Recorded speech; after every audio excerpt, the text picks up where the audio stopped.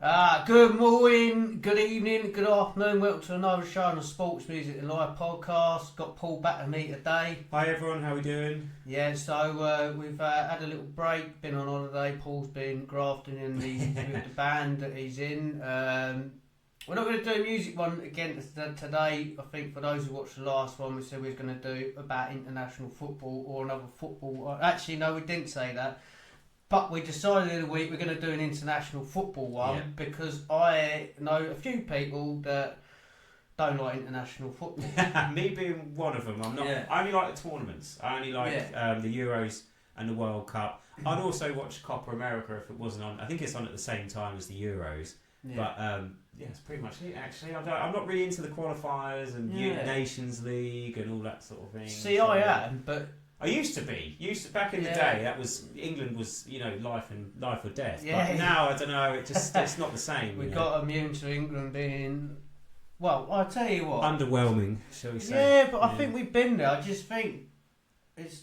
I'm more. I don't know if it's frustrating and annoyed that Gareth Southgate could have been an absolute legend. He could have won us 2 trophies, and he. I think at least one. I think the Italian one was there for taking. I think the Spanish one hit and miss really because they still are a bloody good team. That one was easier to take, even though we could have probably had a go at beating them if he didn't bloody play safe. But the Italy one is the hardest one to play. Don't forget that was at Wembley as well. And at Wembley, and we had them on the back roads. Even when we was defending, they weren't even good enough to beat us. And he left. Mason Mount was dead on his feet. Harry Kane was dead on his feet. And I'm sorry, Gareth, you cost us there. And that, I'm afraid. But one thing I will say about Gareth is he come in and showed them boys they can win.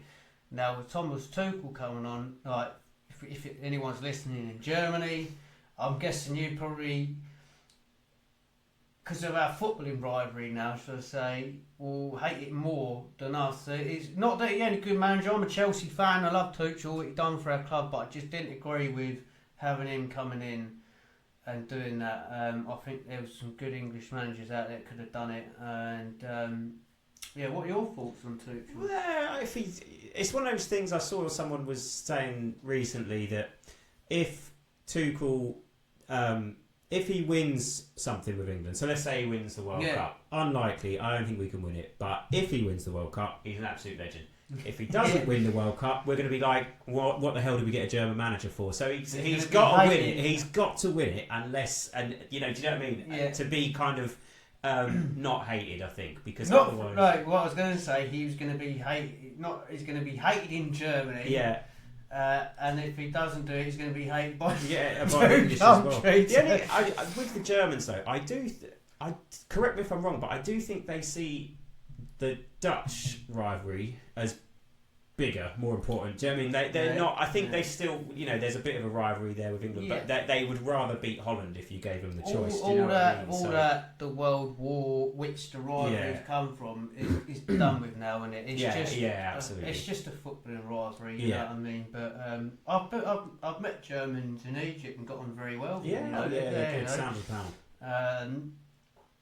I was going to talk about teams. So while we're talking about Germany, because I was going to say to you, what would you say whether a World Cup or Euros team was your best international team? Now, for me, I've got to go with the 2002 World Cup Brazil team. Yeah. With easy. Ronaldo, Ronaldinho, Cafu, and off the top of it, Roberto Carlos. That was that. I don't think you're going to beat a team like that. That's the best team. And the other team I was thinking about is that German team that won it in Brazil. What a team that was! 2014. That team were brilliant. They haven't recovered from then. To be fair, it was one of those ones where I remember the 2010 team that beat us 4-1. I thought they were actually even better because they were a bit younger and they were so fast, so aggressive. They wiped the floor of us. Is that South Africa World Cup? Yeah, and when Lampard missed. They then went up against Argentina. They absolutely mullered them as well. Yeah. And then I believe they may have got knocked out by Spain. the winners. And that Spanish team, Well, funny enough, the Spanish team were better in 2008, but they won it in 2010. And I thought the Germans were better in 2010, but won it in 2014. So they were just a little bit older and a little bit more mature and a little bit more experienced. But they were good. Fresh air. I mean, having said that, they still beat Brazil 7-1, so they weren't no mugs. On the Brazil game, in Brazil, haven't been the same since that Yeah. team, that era we just spoke about, and I don't think Germany's ever recovered from that World Cup winning team. They all retired, a lot of them, didn't they? Yeah. And but yeah, now you've mentioned Spain too. I mean, that team was with Torres, David Villa, and it was the 2010 one with Alonso. Yeah, you had Fabregas couldn't even get in. You had Iniesta, Xavi, and Alonso, and Busquets, and Fabregas. The Barcelona team, basically. But it was half Barcelona. But then you had like Ramos at the back from Real Madrid, and they were sensational. I think he's overrated. So good. I generally think Ramos is one of them players overrated. He just got by being a dirty piece of. I'm not going to swear because I don't kids listen. But he's like when I say it like that, I say it like. He's a good player, but I don't think he was as good as everyone made out to be. PK was a better player. He was the best wind-up merchant. That's what he was. That's how, and he made a career out of that. But he's a good player. But I just think not as good as. I would put him up there with. I mean, for me, a good solid centre back, John Terry, Rio Ferdinand. You know, even Harry Maguire for England. I wouldn't put him as better than Ramos. So no, but you know, as well. I think there was some solid defenders out there that were better than him in that era. And actually, off the top of my head, I can't think of any. The 2010 era. Actually, PK was better than him. PK, and also Carlos Boyle, actually, who played for Barcelona as well. Yeah, he was a monster. I tell you that, and I tell you what, this is where a no nonsense Pep come in. He come in and dropped him, didn't he? Not straight away, but I always remember, I'm sure it's a game against Chelsea, and he was getting on a bit though. That point, and he weren't performing, so he dropped him, and I thought, wow, that's the Spain and. Barcelona. I think it's Barcelona captain, wasn't he? At that point. So international football. The question is to those who are listening, and please give us a comment about this. What do you think about it, Paul? What do you think about it? Yeah, it's just a bit boring for me, and it's a chore to watch it. I actually forgot that England were on last night. Played really well. Yeah, I would have watched it if I would have remembered. But yeah, it's not on my priorities when when it's just like a qualifier or a friendly. It's like I used to back in the day, back in like the period between about 98 when I was really first. I got into football about 97, 98. Really, I was always supporting Man United, but I didn't really start watching every game until then. Anyway, from about 98 to about 2006, I watched every England game. I wouldn't miss it, even if it was just a friendly. Wouldn't miss it, but. Yeah, now it's just you get older. They let you down so many times, and then But I'm not. Every time it comes up in the calendar, I'm always like, oh, not a bloody international break. Particularly this time of the season when all you want to do is watch your team play games because you can't. You've had the summer off, right? And then the fixtures just get in the way, and you find yourself having to miss football for a whole weekend, which is just It's just boring. I just prefer club football. I would always put Man United above England. That's just the way it is. But see, I do like it, enjoy it, but for me, it's the boringness of watching it. And we have been boring for ages until I think last night they were good. I don't know if it's just Wales had a bad 20 minutes or we generally looked at. And I'll tell you what, Saka scored a screamer. Oh, did he? Yeah. And Gayu. Is it Gay or Gay? I think, Gay. Because you got the Chelsea striker who's similar to it. Now, this is, I think, in the first 5 minutes, if that, anyway, there was a corner, and he sprinted, stopped the ball going out, laid it back, and Morgan Rogers got his goal, and I thought, that determination, that's the passion and shot. And I'll tell you something, we ain't had a player as passionate as David Beckham play for us since he's gone. I mean, Rooney, Yeah, Rooney, Beckham definitely was. I think that's going to be hard to beat. a player like Beckham's passion for England, to fly back from America to play and go out on loan and cause problems in your family just to play for your country, says it all. And I'll tell you that commitment ain't there, and I'll tell you why, because they think they're all guaranteed.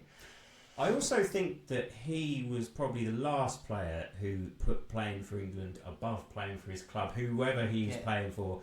I think he's even probably admitted it, that he felt more pride playing for England, particularly when he was made captain, than he did for. Obviously he still felt pride playing for Man United, etc. But it was just England was just that little bit ahead for him.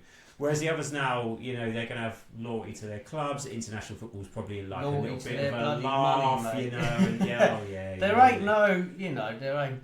And I just remembered something I was going to say. I think it was on the Rio Ferdinand podcast that Gerrard was saying that theoretically that team in 2006 was, or if not, is better than the teams that we've got now.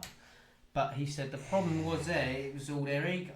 You had the rivalry of Liverpool, Man United and Chelsea and Arsenal.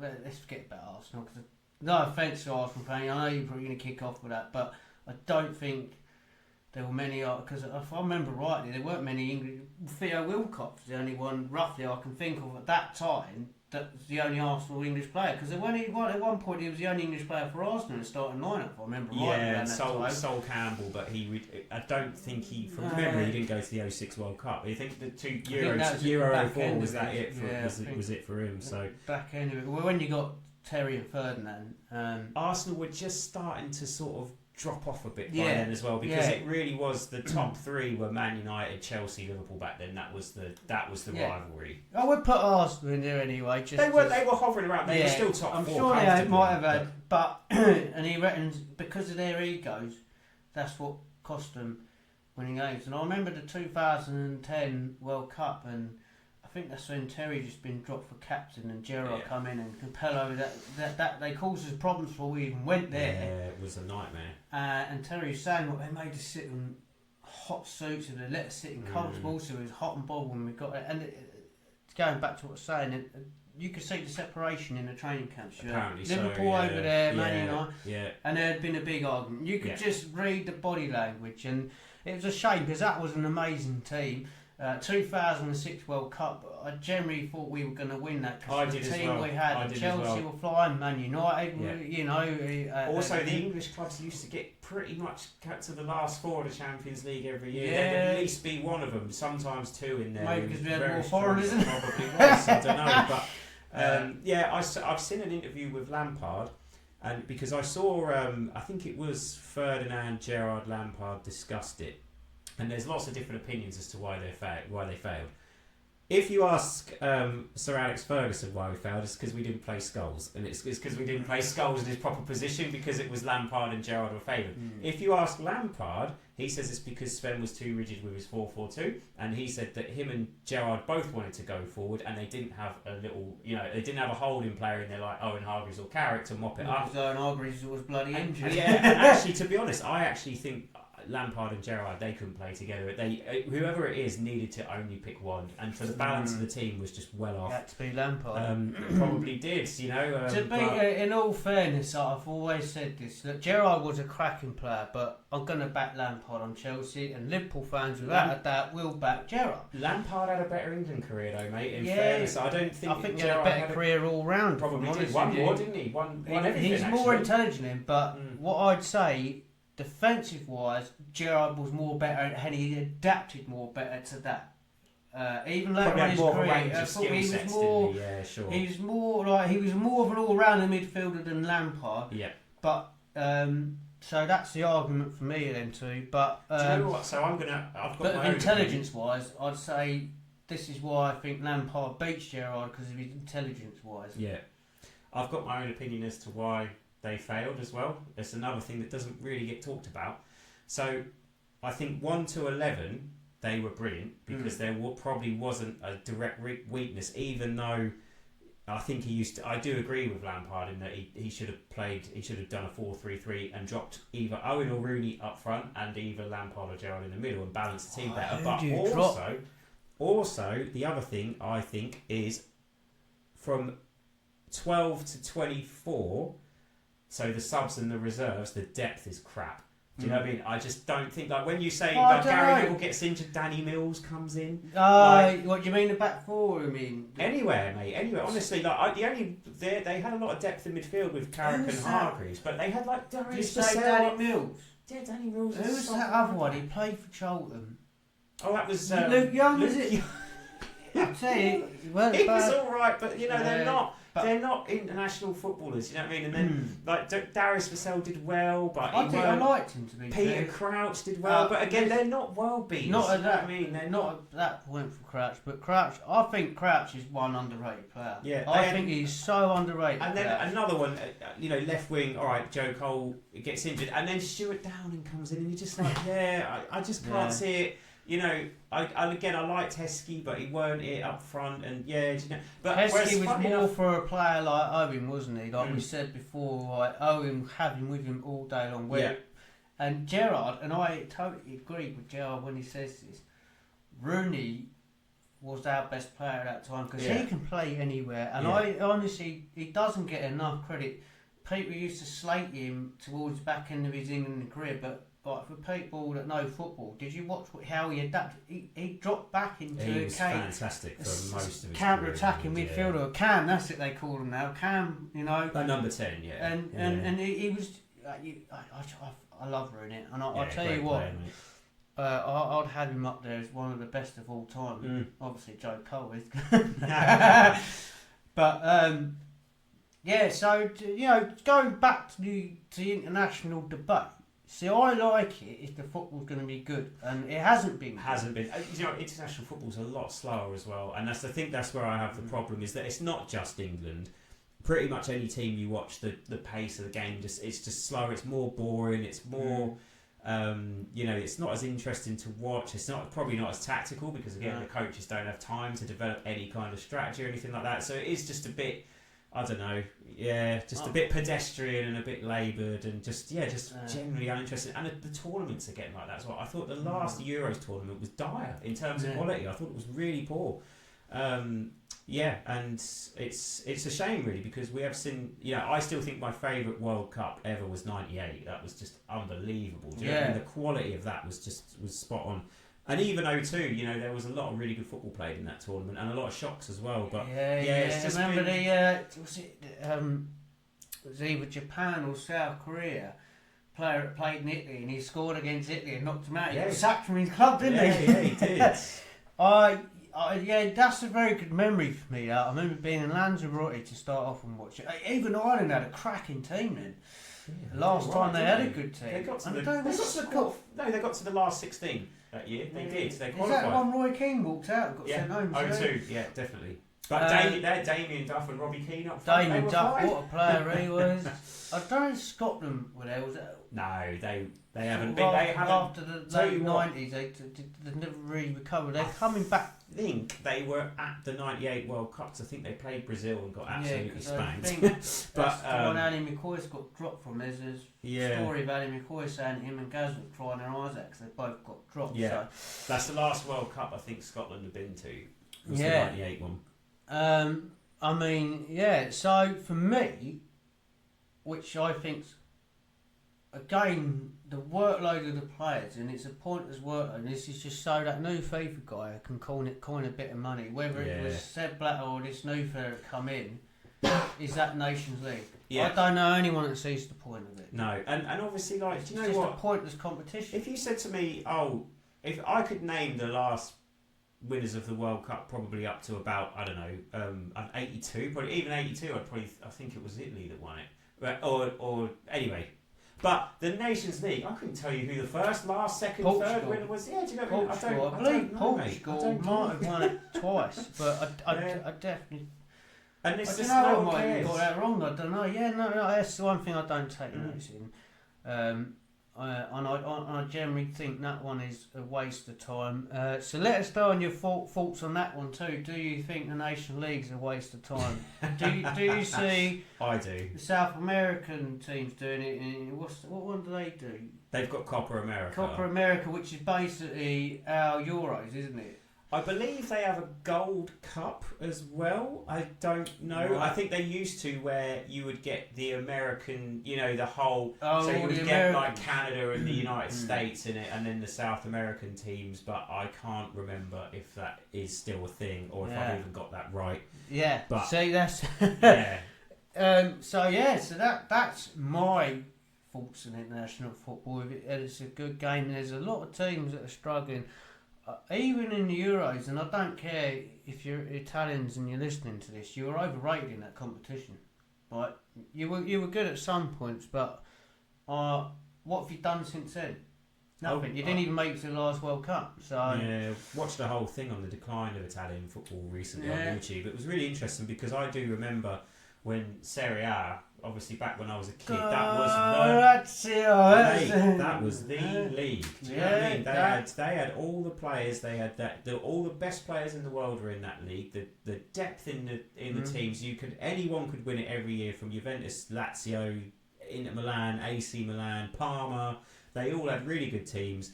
All the players went for big fees as well. You'd get loads of records broken in that league, and then suddenly it's just like, and then the Italian team was really strong, and it's just not there anymore. Do you know what I mean? I think they never. Baggio, mate. Yeah, mate. They never recovered from that match fixing scandal. That really did taint the league. That thing. And I would say about the league now, though, which this is what I do like about the Serie A now, is that there's been a different winner every season for, I don't know, I'm just going to go off top of the same 10 years, so in that front I think it's coming back, but it's competitive, but I think it's just, I don't know if that's a quality thing. I just wonder if that's because none of the teams are that good anymore. And, do you see what I mean? It's a bit like anyone can win it because there's not a load of quality there, whereas I think back in the day anyone could win it because they all had a brilliant team, a brilliant squad, but I could be wrong, correct me if I'm wrong. But, even with the Bundesliga, German league, I mean, it's always been a strange league, but there ain't many teams there now. You've got Dortmund, Bayern Munich, are probably the main two. Leipzig won it a couple of years ago, didn't they?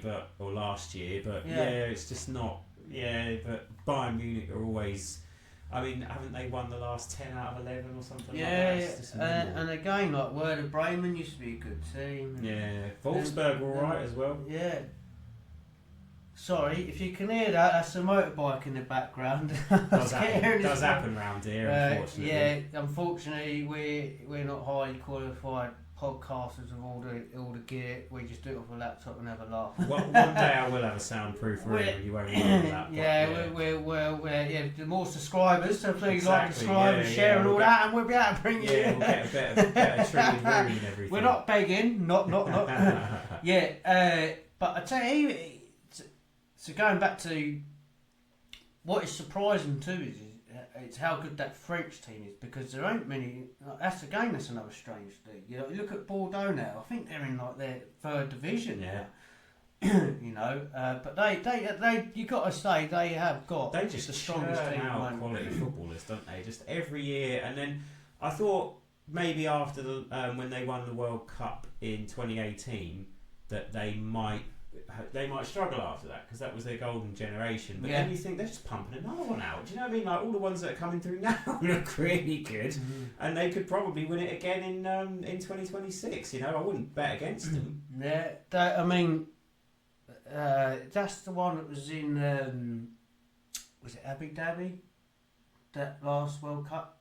Oh no, that's the one Argentina. I was in Qatar. Qatar, that was it. Yeah. And that England-France game, that's the first game that Gareth went proper at them and went for it, and we was unlucky not to win that one, apart from Kane spooning the ball over. Yeah. But he's breaking records left, right, and centre, isn't he, Kane? Yeah. But we didn't look like we missed him last night. No. In fact, why was he missing last night? Was he just injured? Yeah, a bit injured. And of course, the talk of England at the moment is Bellingham ain't getting a look in. Well, Lee Dixon was saying he was too good to leave out. But I don't rate Bellingham. I like Bellingham. He unbalances the team. He's a bit. I think again it's a bit of a Lampard and Gerrard situation. You've got to play. I think he either has to play up front or he doesn't play at all, because he can't really play in a 3-man mid. At least he's got to play number 10. He can't play in a 2-man midfield. He just isn't that sort of player. No, maybe that's what Tuchel said. Yeah, I mean, right. But he has come back from a shoulder injury. We'll see what happens. But even Phil Foden ain't even getting a look in. Yeah, Foden's never really done it on the national stage, though. It's not really. And I can't see how Rashford's getting in there. I'd have Gordon in there all day. He's a good player. He wants it. He's hungry more, and Rashford's got a proper attitude problem. Yeah. Here's so going back to the differences between the team now and the golden generation. I think 1 to 11, the golden generation had a better starting 11, but I think this team now has got better strength in depth, particularly up front. There's Harry Kane's out, Watkins comes in, he's great. Or you've got again, even Grealish can't get a look in. Do you know what I mean? And then someone you got Rashford's on the bench. All right, he's a bit overrated, but he can still do something. You've got Gordon somewhere. Bellingham's on the. Do you know what I mean? You've got all these players sort of on the bench who you can bring on. I do think we're a little bit light at centre back, and I don't think we've got a proper holding midfield. I think centre back. I think we've got that covered. There's a few good centre backs. Yeah. They're coming. There's a few coming through actually, but holding midfields where we lack a bit. I don't think we've got a truly good number 6. I'd say Declan is good at that. I'll say he's one of the best in the Premier League. I think he's better at 8, mate. Do you know what I mean? I don't think he's like. I think Partey was a better holding midfielder than he is, but he's more of a box to box player in my opinion. He doesn't really excel when he sits deep as the last kind of most defensive midfielder. He's the next one. Yeah. And then I'd still play him in there, but you'd need a Wharton next to him, and then maybe Bellingham or whoever in number 10. Yeah. But yeah, that's just my opinion on it. Yeah. Anyway, see, the difference for me is about the golden era that we're on about, and to this team now, and going back to what Gerrard said, they are more together. They are as one, and that's what you've got to give Gareth Southgate credit for. It is. I mean, it's slightly. So this is where it falls down is because back then, when Man United played Liverpool, or Man United played Chelsea, or Chelsea played Liverpool, it was a war, and they took it seriously. Yeah. Whereas now, when I see these guys, they lose and they're all having a laugh afterwards, and you just think, do you know what I mean? That annoys me because it's like they're still getting paid, but they're all mates, and then when they come to play for England, they're they are, as you say, they're more of a team. How do you want to weigh that one up? Yeah, exactly. You've got to put England in there too. But even the Glasgow derby, Rangers Celtic, Old Firm derby, I couldn't think the name. Old Firm derby. Old Firm derby. Even that, I watched it when it was on last, and that wasn't even feisty, really. No. It's because all the players are mates, they're all in a WhatsApp group together, do you know what I mean? They're all kind of...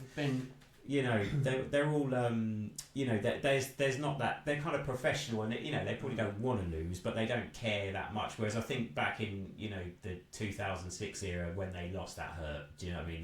They were like, again, they were going to war, those guys. Yeah. So just have you ever heard that story too about Rooney when he knocked that Turkish player out? I forget his name. I think that was when he was only about 17. He kicked off in the tunnel, didn't it? And he had that strict referee. I think it was the bald fella. Yeah. I was listening to Shorten it the other day, and it all kicked off in the tunnel. I think it was Beckham and the other guy having a row.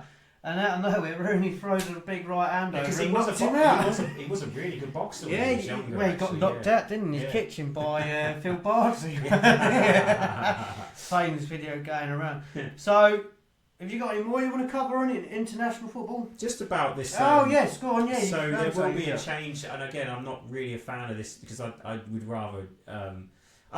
See what you think about this. So next season we are going to have an extended September break, and we're going to abolish the October break. So it depends how you look at it. Do you want less breaks overall in the calendar season, but you have an extended 2-week period? So you won't see any Premier League football for it looks like at least 2 weeks. So you get I think it looks like it's going to be the end of September. I'm just looking at this on my phone, by the way. I'm not sending No worries. It looks like it will be the end of September. That will be the long 2-week break. And then you will go right through until probably November. So the October one that I think we're doing now is going to be gotten rid of. So it's one of those things. If you don't like international football, do you like that? Would you rather they were staggered across? Would you rather there was even just one period where you got it all out of the way? And maybe in a summer where there's no tournament, there's no World Cup or Euros, you just play all the fixtures then? Or would you rather they keep it the same as it is now, where you just have to put up with every 3 weeks the Premier League schedule's being disrupted. I don't know how I feel about it. I think, from my point of view on that one, is the players are getting overplayed. They and are. the thing is, with this, they'll find something else to overplay them, especially the Premier League players. Yeah. It's the most, it's the toughest league, and it is the longest league, I believe, who's playing more games. And then you've got this Club World Cup on top of that, and that's really affected Palmer. Yeah. It's really done knackered, Palmer mate. in. His hamstring's gone. And I think they're just overplaying them. So I think that could cause more injury problems for clubs. Player welfare also featured in the discussions that took place with stakeholders and all FIFA's considerations prior to approval. So, but you do think. I mean, they brought this up. I think Varane brought this up when they extended the Champions League format, because obviously now they've added a couple more games. In the extra the first round, there's like 2 more games. The Champions League was the first round would be wrapped up by December, but they're playing through it now. You know what I mean. They are playing too many games. You're basically still playing a mini league anyway. So what the bloody point of that was, I don't know. I know a couple of mates that like it. It has made it a bit more exciting. I ain't really taking much notice of it. When your team's not in it, you don't care. We was in the conference still, but even then, I just thought it's no different to what it was already. No. So, are we all covered on international? I think so. For those who listen all the way through, we've got a few questions for you. We really want to hear your feedback on that and international. I think it's a great debate that is the debate at the moment. What do you think? Do you think the player... yes, right, they're all on loads of money. We all get all that. But forget about the money. They are human at the end of the day. Do you think players are getting overplayed today? And it is costing clubs more. The other thing is that they're still human beings at the end of the day, even though they are being paid a load of money. And the other thing is that the product is is really being sold to you. So are you getting an inferior product because these guys are playing more games and they're not? The quality's dipping. Do you know what I mean? That's another question to be discussed. I'm not going to remember all the questions to write up, so you have to listen all the way through. Yeah. Give us your feedback. Give us your thoughts. And if there's anything that we didn't cover that you want to say, and I can let Paul know, and I'll take note of it. So again, thank you for listening to the Sports Music and Life podcast. Today I've had Paul with me. Yeah, like, share, subscribe, please comment, all that good stuff. All the nonsense that everyone needs, and share it, get us out there. Well, you said many times before, we're lovely. We're quite happy to have people come on. If you want to come on and have a football debate, come and have a football debate with us. We'll sort something out. I mean, if we have to travel to you, or you can travel to. We will sort stuff out. We'll get this up and running, this podcast. So we're very passionate about it. So for those who do listen, thank you very much, and we'll bring you another show soon. Yeah, take care. Thank you. Bye. Wrong one.